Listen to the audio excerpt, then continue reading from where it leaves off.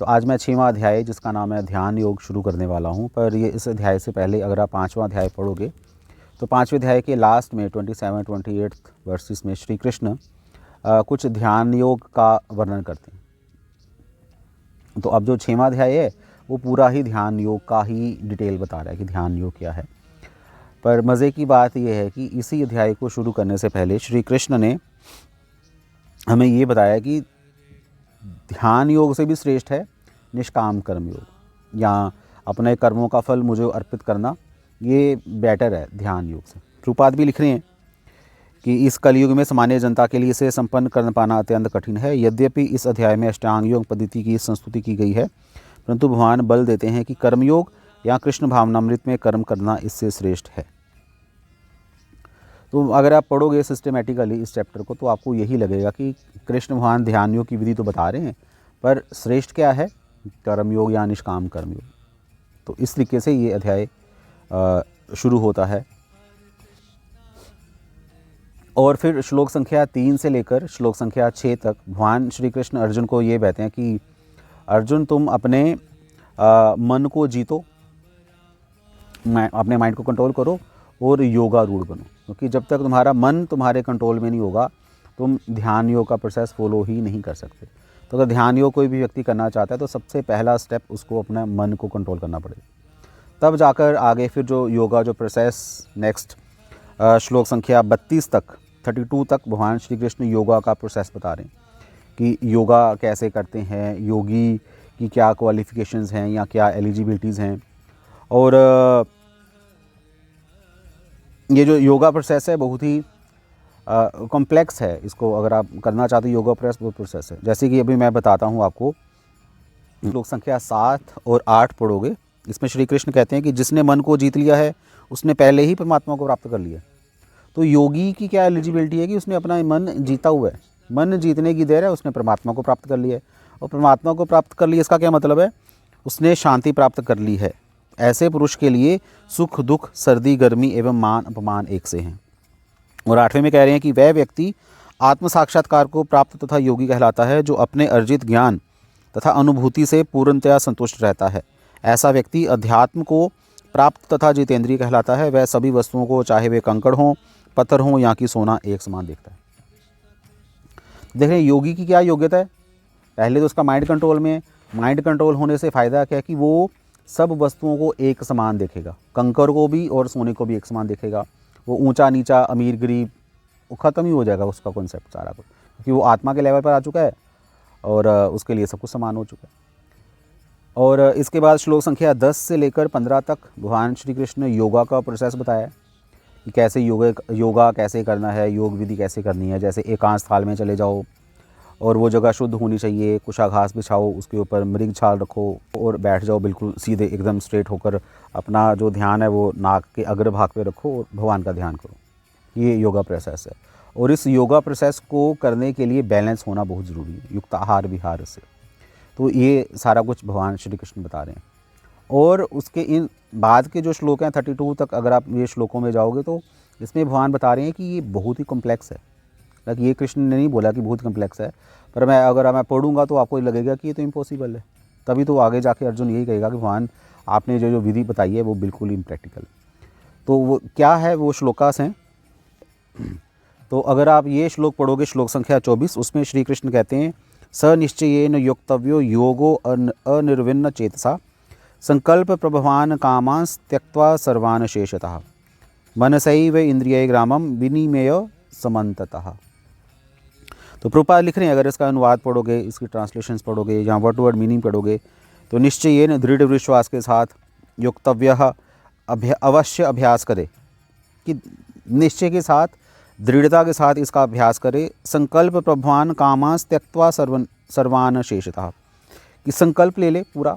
जैसे कि हमें पता ही है कि हम भी संकल्प लेते रहते हैं तो हमारा संकल्प टूटता ही रहता है, पर अगर योगाभ्यास करने वाले योगी का संकल्प एकदम स्ट्रॉन्ग होना चाहिए, नहीं टूटना चाहिए। और त्यक्त्वा सर्वान शेषता, उसकी सारी जो इच्छाएं हैं उसको वो त्याग दे, तब जाकर उसका योगाभ्यास शुरू हो सकता है। ये प्रैक्टिकली अगर देखा जाए बहुत कॉम्प्लेक्स है। फिर श्लोक संख्या 26 में श्री कृष्ण कह रहे हैं चंचलता तथा अस्थिरता के कारण जहाँ कहीं भी विचरण करता हो, मनुष्य को चाहिए कि उसे वहाँ से खींचे और अपने वश में लाए। मन जा रहा है वो तो जाएगा जाएगा, भागेगा भागेगा, उसको खींच कर लाना है वापस। जैसे जब हम चैंटिंग करते हैं, जब करते हैं तो मन भागता रहता है, तो बार बार अपने मन को खींचते रहो, बिठाओ अपने पास, उसको हरि नाम सुनाओ। तो बहुत कॉम्प्लेक्स है। तभी फिर ये सब प्रोसेसेस सारे सुन के, इन सब विधियों को सुनकर अर्जुन कंफ्यूज हो गया और उसने भगवान श्री कृष्ण से फाइनली पूछ ही लिया कि चंचलम ही मना कृष्णा परमार्थी एवं बल दृढ़ता, कि हे कृष्ण ये तो मन तो बहुत चंचल है, अब इसका क्या सलूशन है। आप कह तो रहे अपने माइंड को कंट्रोल करो, पर मुझे नहीं लगता कि ये कोई विधि है माइंड को कंट्रोल करने की। और जो आप बता रहे हो, जो प्रोसेस आप बता रहे हो, बिल्कुल ही इम्प्रैक्टिकल प्रोसेस है, मेरे लिए संभव नहीं है। हवा को अगर आप मुझे बोलोगे कंट्रोल करने के लिए, उसको मैं कंट्रोल कर लूँगा, पर मैं अपने मन को तो नहीं कंट्रोल कर सकता हूँ। पर भगवान ने बोला कि ठीक है, अभ्यास और वैराग्य से संभव है।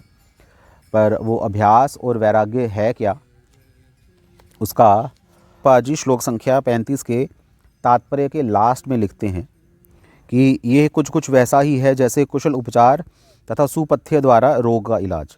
अतः भगवान श्री कृष्ण के कार्यकलापों का श्रवण उन्मत्त मन का कुशल उपचार है। अगर आप श्री कृष्ण का श्रवण करोगे तो उससे क्या आएगा, अभ्यास करोगे इसका श्रवण का, इसके साथ साथ वैराग्य का पालन करोगे। तो वैराग्य का यहाँ पर लिख रहे हैं कि कृष्ण प्रसाद। तो आपको किस चीज़ का अभ्यास करना है, हरि कथा सुननी है, सुनो, जितना ज़्यादा श्रवण कर सकते हो उतना ज़्यादा श्रवण करो। और वैराग्य कैसे आएगा, भगवान श्री कृष्ण का प्रसाद खाकर वैराग्य आएगा। तो अभ्यास और वैराग्य से आपका मन आपके कंट्रोल में हो सकता है। तो ये ट्रिक है, श्री प्रभुपाद अपने तात्पर्य में बता रहे हैं, भगवान भी यही बता रहे हैं कि अभ्यास और वैराग्य से संभव है। फिर इसके बाद अर्जुन ने एक प्रश्न पूछा कि ठीक है भगवान, हमने अपना मन कंट्रोल कर लिया, पर फिर भी ये जो रास्ता है इतना डिफ़िकल्ट रास्ता है और ये विधि इतनी कॉम्प्लेक्स है, आगे जाकर अगर किसी योगी का फॉल डाउन हो गया, अगर वो गिर गया तो उसकी क्या गति है। इसके बारे में भगवान आप क्या कहना चाहते हो कि अगर ठीक है, अगर मैं प्रोसेस फॉलो भी करना चाहूँ, अगर मेरा फॉल डाउन हो जाए तो मैं नीचे गिर जाऊँगा। तो श्री कृष्ण संख्या 40 में कहते हैं कि पार्थ कि हे पृथापुत्र, कल्याण कार्यों में निरत योगी का ना तो इस लोक में और ना पर लोक में ही विनाश होता है। हे मित्र, भलाई करने वाला कभी बुराई से पराजित नहीं होता। तो कहने का अर्थ है कि श्री कृष्ण कहते हैं कि वो योगी जो कि कल्याण कार्यों में लगा हुआ है, ये नहीं कि सिर्फ जो अपने योग के बारे में सोच रहा है, अपनी मुक्ति के बारे में सोच रहा है, नहीं, मैं उसकी बात नहीं कर रहा। कृष्ण कह रहे हैं कि जो कल्याण कार्यों में लगा है, जो दूसरों के बारे में सोच रहा है। जैसे हम लोग अपनी भक्ति के बारे में सोचते रहते हैं, मेरी भक्ति, मेरी माला, मेरा जप, मेरा ये, मेरा वो, तो नहीं, वो नहीं। कृष्ण कह रहे हैं कल्याण। जैसे श्री प्रभुपाद के अंदर एक स्पिरिट थी कि दूसरे लोगों का हित कैसे होगा, तो प्रभुपाद की इंटेंशन दूसरों का कल्याण करने की थी, वो दूसरों का कल्याण करने के लिए भक्ति कर रहे थे। अब बात को समझने वाली बात यह है कि रियल योगी कौन है, जो दूसरों के कल्याण में भी लगा हुआ है। तो ऐसा योगी दूसरों का कल्याण करते करते अगर बाय चांस उसका फॉल डाउन भी हो गया, वो गिर गया, तो उसका कभी भी नाश नहीं होता। वो फिर आगे जाकर श्री कृष्ण कह रहे हैं शुचि नाम श्रीमताम गे है योगो भ्रष्टो भी जायते, कि वो जो वेल्दी लोग हैं, जो अमीर हैं, उनके घर में जन्म लेता है, या अथवा योगी नाम एव कुले भवती धीमताम, या फिर वो क्या होता है, वो ऐसे योगियों के कुल में जन्म लेता है जो अति बुद्धिमान है, जिसके जो डिवोटीज़ के घर में भी जन्म ले सकता है वो।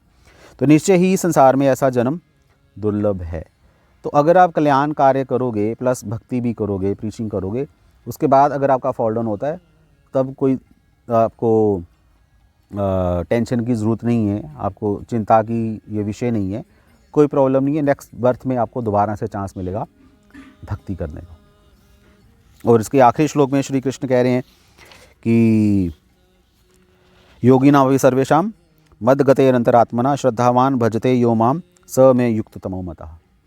तो वहाँ ने पूरा योगा प्रोसेस बताया, योगियों के बारे में बताया, और अब श्री कृष्ण कह रहे हैं कि मुझे वो योगी अच्छा लगता है, या मेरे मत में वो योगी बेस्ट है जो श्रद्धावान भजते यो माम, जो श्रद्धा से मेरा भजन कर रहा है, जिसके अंदर श्रद्धा है, जो मेरी भक्ति करना चाहता है या जो मेरी सेवा में रत है, ऐसा योगी बेस्ट है। मैं तो उसको बेस्ट ही मानता हूँ। तो हमें ऐसा योगी बनना चाहिए। जिसकी गति श्री कृष्ण है, जो श्री कृष्ण के बारे में सोचता है, श्री कृष्ण के प्रति श्रद्धा रखता है या उनकी सेवा करता है, वो योगी बेस्ट है। और ये श्री कृष्ण के प्रति श्रद्धा रखना, भगवान की सेवा करना, ये वही विधि है जो श्री कृष्ण भगवान ने पहले के शायद जो भगवान श्री कृष्ण पहले के अध्याय में बता रहे हैं, निष्काम कर्म योग कहने का मतलब ये। तो शुरू भी भगवान ने ये चैप्टर की शुरुआत भी ऐसे की थी, निष्काम कर्म योग इज़ बेटर देन अष्टांग योग, और लास्ट भी ऐसे कह रहे हैं कि वो योगी बेस्ट है जो मेरी सेवा में लगा हुआ है। कृष्ण को कर्म योगी ही बेस्ट लगते हैं। अष्टांग योग बताया भगवान ने, पर इस पर भगवान ने ज़्यादा स्ट्रेस नहीं किया, इसलिए बेटर है निष्काम कर्म योगी या भगवान श्री कृष्ण के भक्त बना जाए। तो ये आपका 6th चैप्टर है। हरे कृष्णा। श्रील प्रभुपाद की जय।